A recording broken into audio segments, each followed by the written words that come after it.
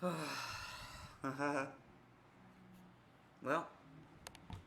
been sitting here talking for no reason for about 10 minutes. Check, test.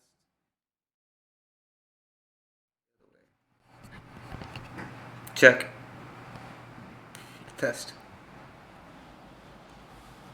Let's try that.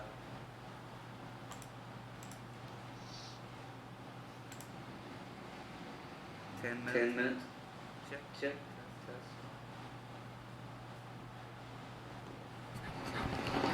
Check, Check. test. Test.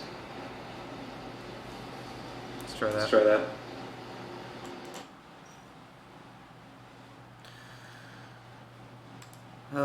Well, good evening, YouTube. I guess I get to start over.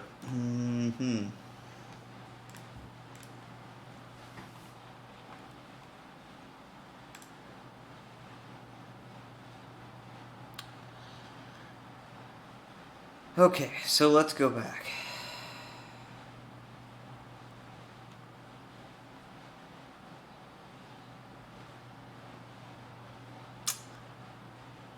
Back to what? Okay, so basically what I'm doing here is I'm writing, reading, and then basically playing back live. Answering questions if there are any.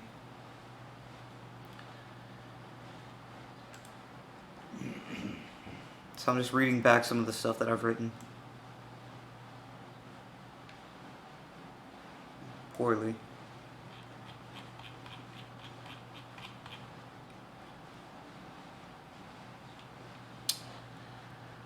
I spent a few weeks of evenings playing my guitar on my front porch on a fairly prominent street in town.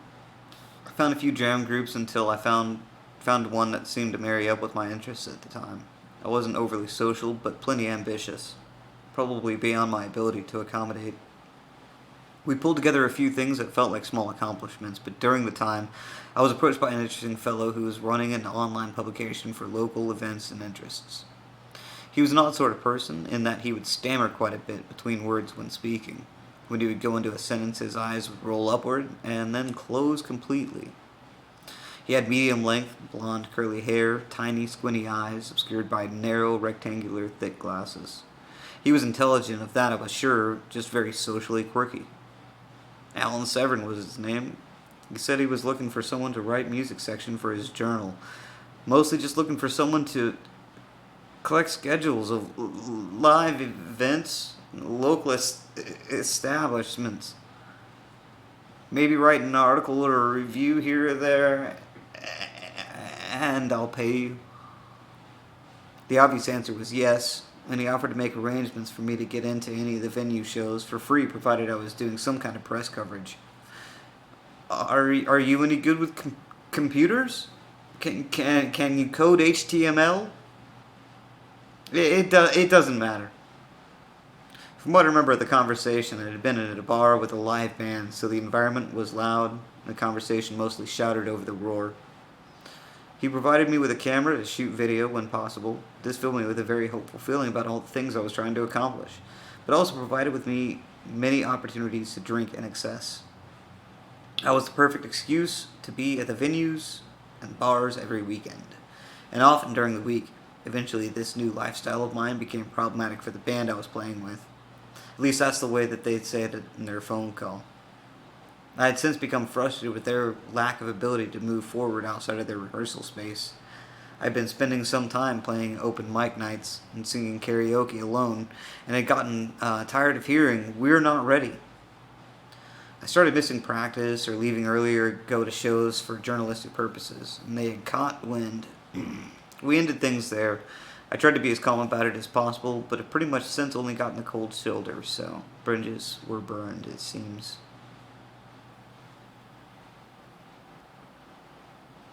Hello, viewer.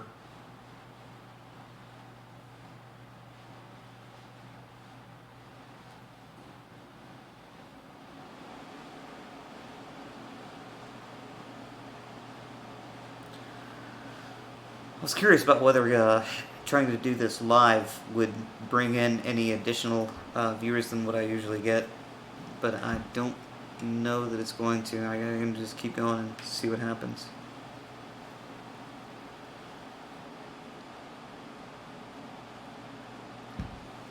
I do invite any messages in the chat channel, questions, abuse, etc. I'll just go ahead and grab another one and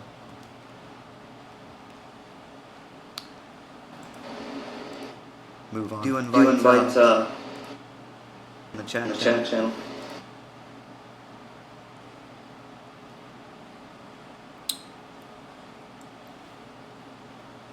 All right.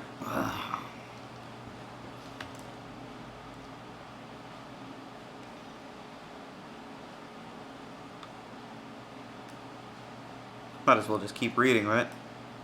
Why not?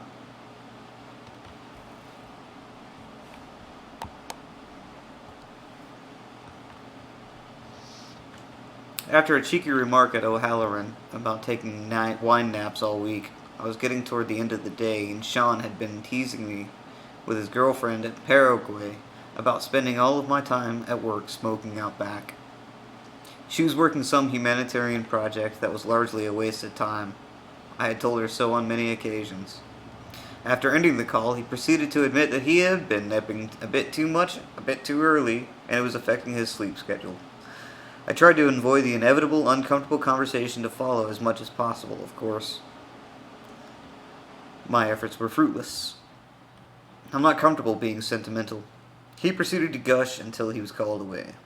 I did my best to play nice. Something about the whole exchange made me thirsty, or perhaps I had also been spending a bit too much time with the drink. So I went to the closest watering hole, hoping not to run into any undesirables. The place was your typical ice house shape with a recently renovated covered porch area and picnic tables. Large garage doors open to the main bar room where there is a stage. The walls are littered with black and white photographs of hundreds of bands that have played at one time or another. I made my way to the bar where the seats were filled with people I did not recognize. The girl with the angel face was there, however, tending bar. She wasn't very tall, a little over 5 feet perhaps. Medium build with long, wavy chestnut-tinted hair, olive complexion, and perfect dimples. I hoped she wouldn't be too friendly, as the thought of having to act natural made me nervous. I'd only seen her a few times, but one of those had been when the band I was working with presently had been booked to play and had spent several hours ordering too many drinks, waiting for our time slot. Sorry. I didn't know what kind of repute our performance had afforded me because the whole thing had been pretty raucous. Rough around the edges. I'd consistently seen her come up as a friend suggestion on the social media and perhaps pursued, but otherwise... I almost did that again. I'd consistently seen her come up... is anybody even actually watching this, or is that just a thing?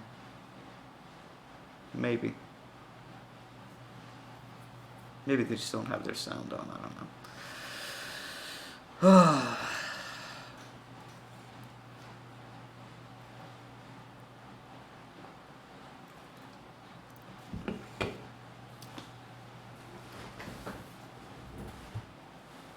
I'm gonna spend a minute.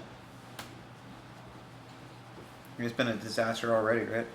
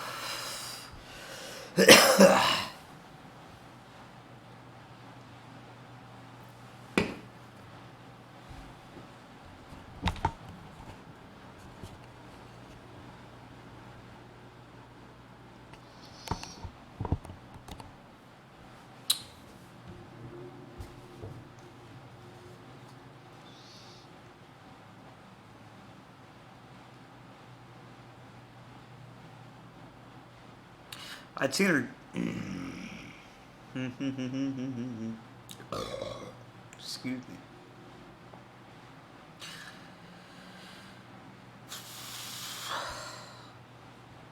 I'd consistently seen her come up as a friend suggestion on the social media, and perhaps peruse, but otherwise avoided like the plague to avoid an inspection from my wife. To this date, I had never strayed or intend to, but I suppose I am susceptible to small ploys of gauging some last remaining hope of validated sexual viability. Typically to my dismay, whether for my lack of commitment to the bit, to see how far it could go, or my general lack of appeal. I'll pretend for the time being that I believe the former. Regardless, I was completely disassembled when she gave me a warm smile. I returned the smile, but knew that I needed to not stay inside for longer than necessary. She was showing plenty of skin, and the temptation to look for too long was more risk than I was willing to deal with.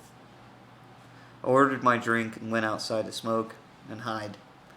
Much like the conversation I had had with myself about going to the bar being a bad idea in the first place, after repeatedly telling myself the mistakes I'd be making fell on deaf ears. A moth to the flame is hardly a comparison because the moth doesn't sit back and think about it setting itself on fire, knowing full well how the whole thing plays out, and then go anyway. This was some kind of internal conflict I knew I had to get out, even as a newborn. But the process of trying to keep to myself, to write about it, was a series of constant interruptions. I had made a point to stop frequenting for financial and marital reasons. So again, perhaps my noose had already been tied by myself. In a small town, you spend too much time at the trough, the local livestock expect to see you there regularly. When you take a break, you spend much of your time explaining or not explaining your absence. I suppose this could be taken as a kindness because of the whole everyone knows your name theme. However, this makes concentration challenging at best. At some point, I abandoned my trepidation and decided that I would not run, but turn and face the danger. I did talk to her. I did look. Even sat at the bar so I could. What am I doing? I thought. Are you really such a sucker for a pretty face? We met eyes too many times. I could feel she knew too much, but what could I do? I walked outside to miss all the relevant information on one of Craig's better stories. Craig was a local favorite, music lover, retired Linux server geographical analyst who had plenty of tales of causing trouble abroad. As many of them do, this one ended in him being arrested. I don't remember what he said that caught my attention, but I knew I had missed too much of a good thing. Another common feature of this type of misadventure. I looked at the clock and realized that my wife would be home soon, if not already. I had had several beers and had no excuse to be where I was, doing what I was doing. After all, this was supposed to be my family night. Regret was over the next hill. Battling indecision, I knew I couldn't keep this up. I didn't have much money. I didn't want to try to come up with some elaborate excuse for where I had been or why. I spent more time stealing looks. I didn't care whether she had a few pounds to her. Her dimples were intoxicating. I knew she was married, had a kid. Too much snooping around, but I was compelled. This has to end.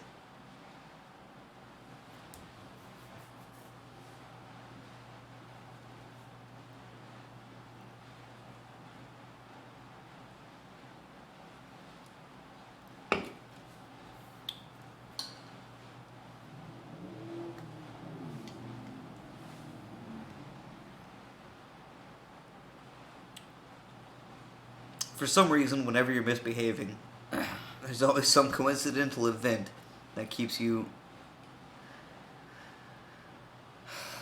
involved. This one random time on an off day, everyone you know is celebrating something that employs interest like the plague. You don't want it, but you can't escape. I kept to myself anyway. I usually do. Aloof is probably a good way to put it. Even I surprise myself sometimes, going from the contemplative quiet to the turned up to 11, screaming in your face, raging maniac. I enjoy harboring an air of unpredictable. It helps me feel like I have more control when people feel offset by an unexpected reaction. I wanted to go back in and look some more. Sadly, it wasn't even sexual at this point. I spent the hours in a museum staring at Van Gogh. Only the painting could look back, which left an uneasy feeling for someone who wasn't supposed to be looking for that long. I was doomed. Too late to be there on time, or anything but an ass. Too early to show up and show my ugly curly colors.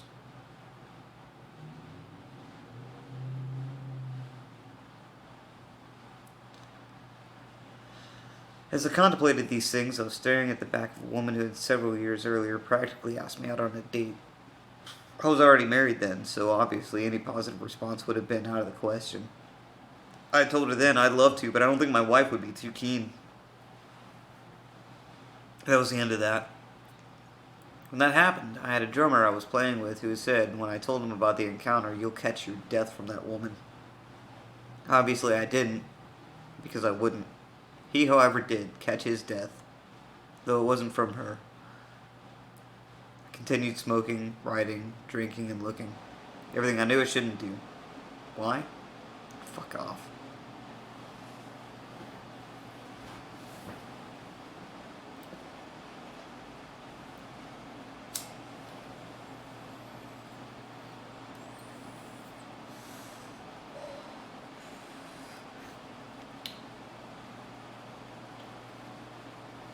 Not sure if I'm enjoying this, sitting here talking to a empty camera. Nobody on the other side.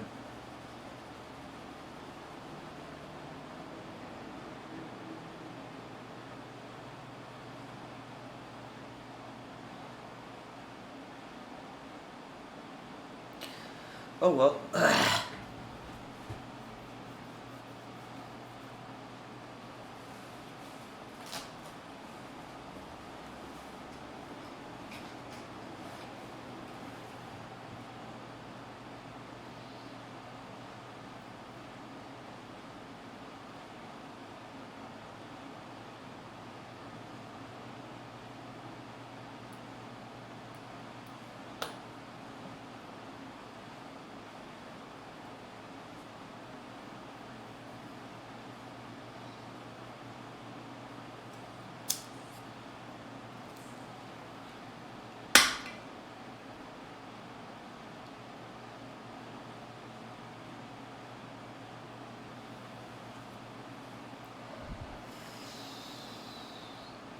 It occurs to me I should have put on some music for the background. And I did not.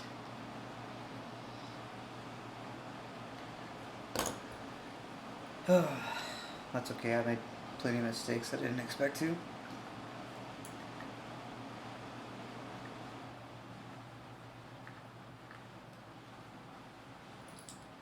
This whole live thing has been a big learning experience for me personally. Just trying to get things figured out and get everything right.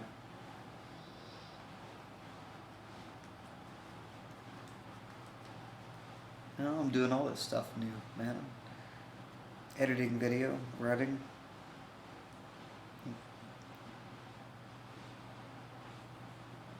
Doesn't matter.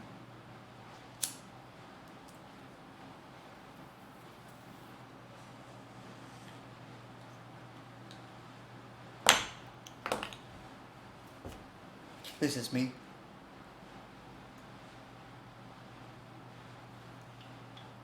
It's mine. It's not yours. It's true to myself.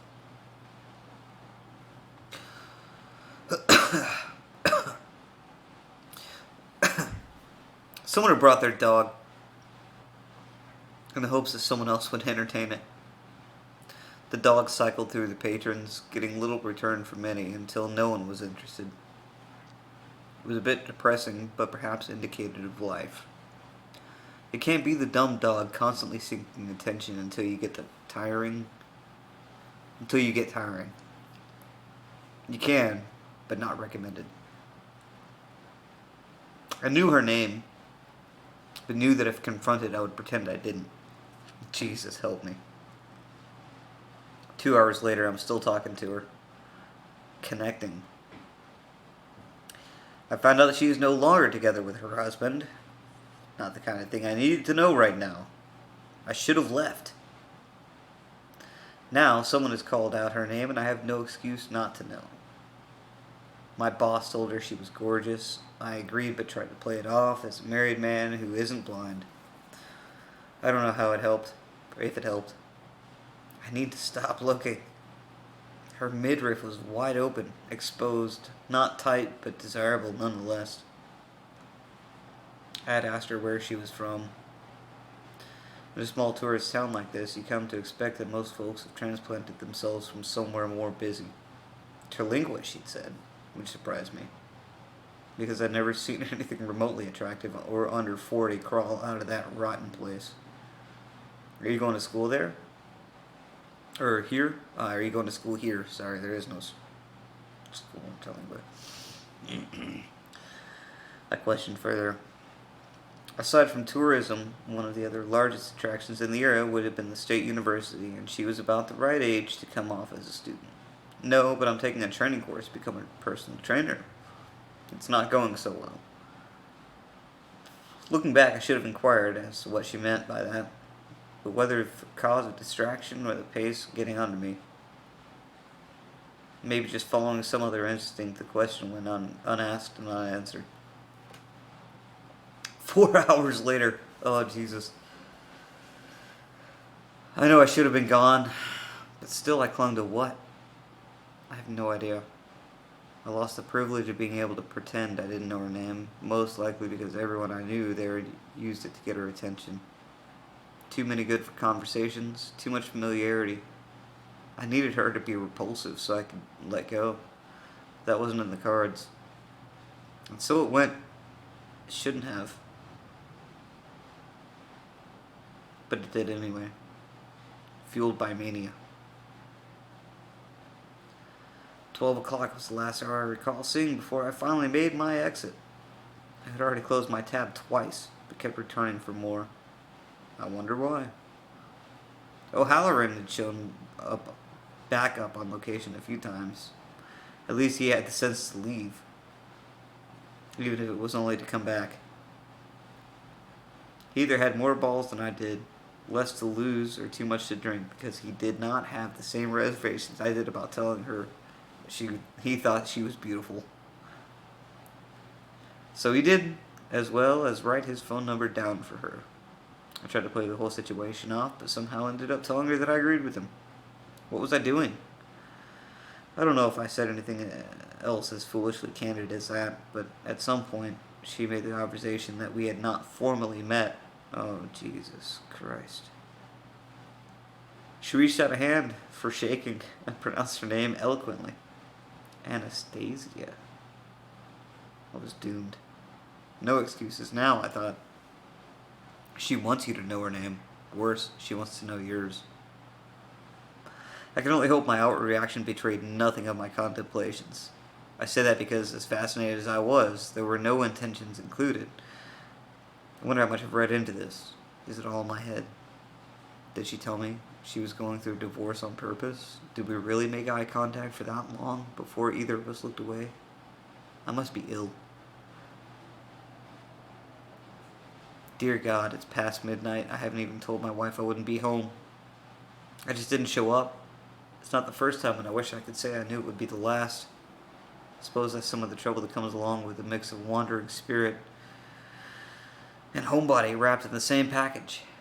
Anomalous, certainly, but inevitable because, as far as I would like to go, I can only carry myself so far before it hurts more than I'm willing to deal with. The porch light was off when I got home, so I fumbled with my keys for too long. It wasn't a good sign. I slept late, turned off my alarm entirely. Another uncommon occurrence. I was waking up and my wife and daughter were leaving. I could hear the edge in her voice as she told me goodbye. I had made myself a big fat bowl of shit spaghetti, and now it was chow time. Or it would have been, if they weren't on the way out, and I wouldn't be at rehearsal after work, usually till after they've gone to bed. There's a good possibility that I wouldn't exchange any real words with her until the next morning.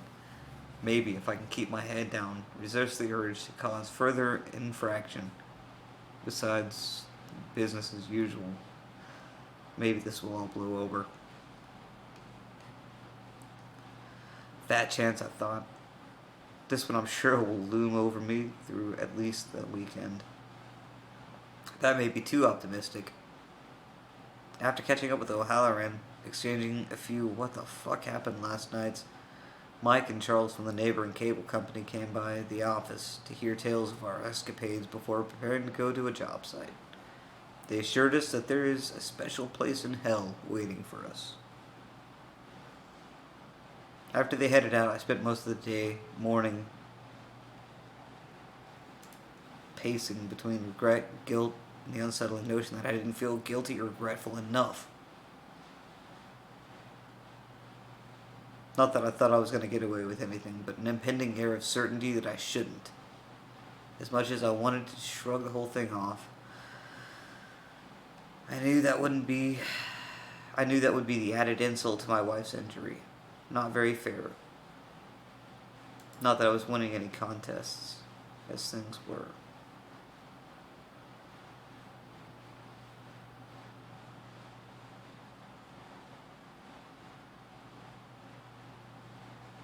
Well, this has been the Unbound Road.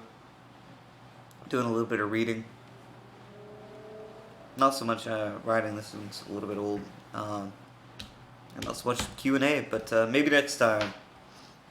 Appreciate your attention. Take care.